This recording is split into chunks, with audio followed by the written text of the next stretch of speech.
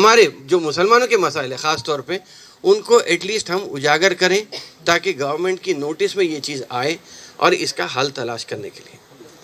رہا سوال 200 سال کا یا 75 ایئرز آف سیاست کا، 75 سال کا، ہم انشاءاللہ تعالیٰ آئی جے یو سرینیواس ریڈی صاحب نے بھی یہ تجویز پیش کی ہے ٹی آر ایس گورنمنٹ کو، کہ بلکہ سینٹرل گورنمنٹ اور ٹی آر ایس گورنمنٹ کو اور دوسرے ریاستوں کو بھی یہ تحریک پہ لیٹر لکھے ہیں کہ 200 سالہ جشن اردو صحافت پورے سرکاری طور پہ منایا جائے.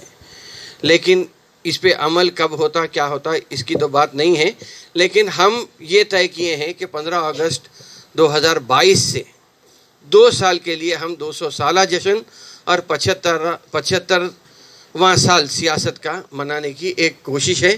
اس میں ہم یہ کوشش کر رہے ہیں کہ ہر قسم سے پورے اسٹیٹ سے، مطلب اسٹیٹ ان دا سینس میں تلنگانہ کی بات نہیں کر رہا ہوں، تلنگانہ اور آندھرا پردیش کی بات کر رہا ہوں، اس لیے کہ اگرچہ کہ وہ الگ ہو گیا ہے لیکن پھر بھی ہمارے سے تو جڑا ہوا ہی تھا.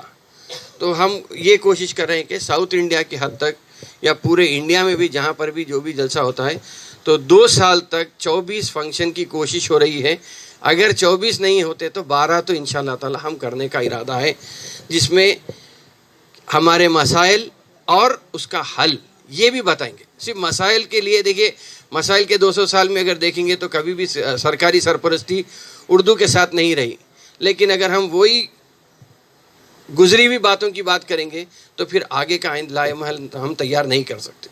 تو ہم کوشش یہ کریں گے کہ کس طرح ہم آگے مستقبل میں اردو کے فروغ کے لیے صحافت کی جو پیشے کے جو اصول ہوتے ہیں اس کو اپناتے ہوئے 200 سالہ جشن اردو صحافت بھی منائیں گے اور 75 سالہ جشن سیاست کا بھی منائیں گے. انشاءاللہ تعالیٰ زاہد علی خان صاحب سرپرستی کریں گے اور پوری ہندوستان سے لوگوں کو بلا کر یہاں پہ ایک کوشش کی جائے گی کہ حیدرآباد کو ایک مرکز بنائیں گے. اس لیے کہ جو اردو کا مرکز ہوا کرتا تھا، پہلے اردو کا مرکز لکھنؤ ہوا کرتا تھا، لکھنؤ سے شفٹ ہو کے بنگال گیا، بنگال سے شفٹ ہو کے دلی گیا. لیکن آج میں اس بات کو فخر کے ساتھ کہہ سکتا ہوں کہ حیدرآباد آج ایک بہت بڑا مرکز ہے اور یہاں سے شروع ہونے والی کوئی بھی تحریک ہو وہ کامیاب ہوتی ہے ملک بھر میں.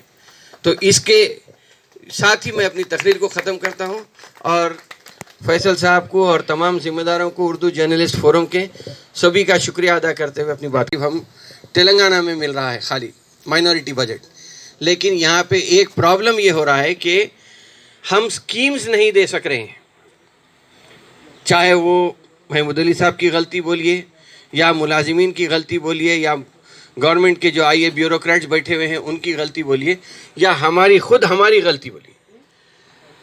ہم بھی جا کے کوئی ریپرزینٹ نہیں کر سکے کہ اسکیمز کے واسطے.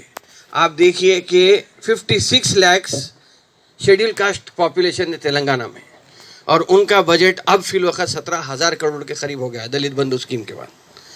43 لاکھ شیڈیول ٹرائبز ہیں اور ان کا بجٹ تقریباً 9,980 کروڑ کے قریب ان کا بجٹ ہے. اور 50 لاکھ مائنورٹیز ہے جس میں مسلمان ہیں، جین ہیں، سکھ ہیں، بدھسٹ ہیں، یہ سب لوگ ہیں، لیکن ان کا بجٹ 1,200 کروڑ ہے. کوشش تو یہ ہو رہی تھی کہ ہم بجٹ بڑھائیں گے، مگر بجٹ بڑھے بعد بجٹ کا یوٹیلائزیشن نہیں ہو رہا ہے. 1,200 کروڑ ہم یوٹیلائز نہیں کر سک رہے. تو اس کے لیے ہم 12% کی تحریک چلائے تھے، لیکن کوشش یہ تھی کہ بجٹ بڑھ جائے گا. بجٹ بڑھا تو بجٹ کے لیے ہمیں ایک اسکیم بھی بنا کے پیش کرنا ہے. جیسا ابھی فیصل صاحب نے کہا، مانک راؤ صاحب سے کہہ دیے کہ آپ ڈبل بیڈ روم میں گھر دینا ہے، تو یہ راستہ بھی ہمارے کو ہی دکھانا ہے. کسی بھی اسکیم کے واسطے بھی ہو، ڈرائیور کم اونر اسکیم کی ہی بات ہے. 7 سال میں صرف 400 گاڑیاں دی ہے مائنورٹی فائنینس کارپوریشن سے. اس کے بعد سے اسکیم، بجٹ، ویلفیئر اسکیم پورے ختم ہو گئے. ہم بھی جا کے ریپرزینٹ نہیں کر رہے. ہم کسی کو تو کر سکتے.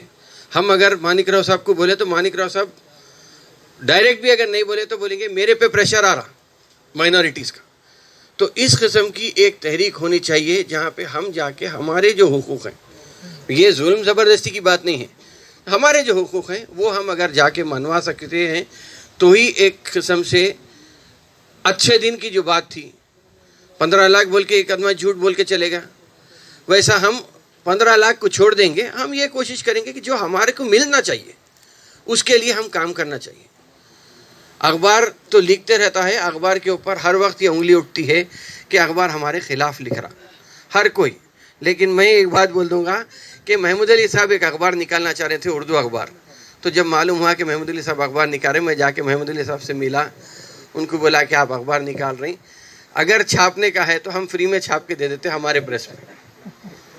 तो खैर महमूद अली साहब तो जब कुछ नहीं बोले, लेकिन जब पूरी तैयारी हो गई थी अखबार निकालने की, जाके पहला शुमारा जब छपा था अखबार का, तो महमूद अली साहब केसीआर साहब के पास जाके दिए कि साहब. आमिर साहब ने याद दिलाया है कि तिरंगे का आप देखेंगे तो यहाँ पर आंध्र प्रदेश के एक शख्स ने तिरंगा का नमूना डिज़ाइन किया था.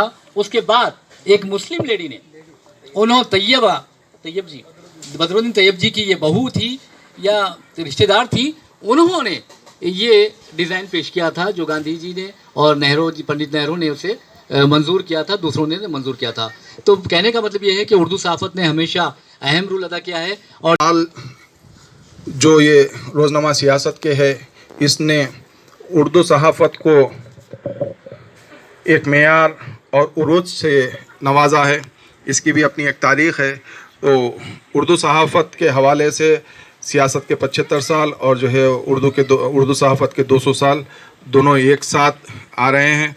तो उर्दू जर्नलिस्ट फोरम मुत्तहिदा मेदक ज़िला ने जनाब आमिर अली ख़ान साहब को मदऊ किया और उर्दू सहाफ़त के 200 साल और हमारे सियासत अखबार के 75 साल दोनों के लिए जो है आमिर साहब को मुत्तहिदा मेदक ज़िले के सहाफ़ियों की जानिब से तहनीत पेश करने का फ़ैसला किया है.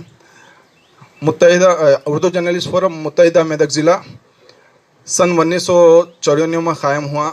ये हमारी तंजीम क़ायम होकर तकरीबन 28 साल हो चुके हैं.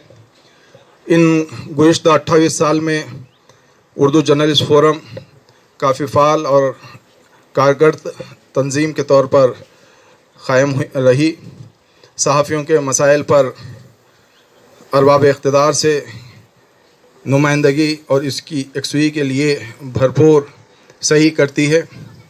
गुज़िश्ता 28 साल से इस तंजीम का ज़िंदा रहना ख़ुद इस बात की दलील है कि ये एक फ़ाल तंजीम है. हमने 3 साल पहले उर्दू जर्नलिस्ट फोरम मुत्तहिदा मेदक ज़िले की सिल्वर जुबली का भी जलसा संगारेड्डी में मुनक़िद किया था, जिसमें हमारे तमाम सहाफ़ियों ने शिरकत की. जिस तरह से उर्दू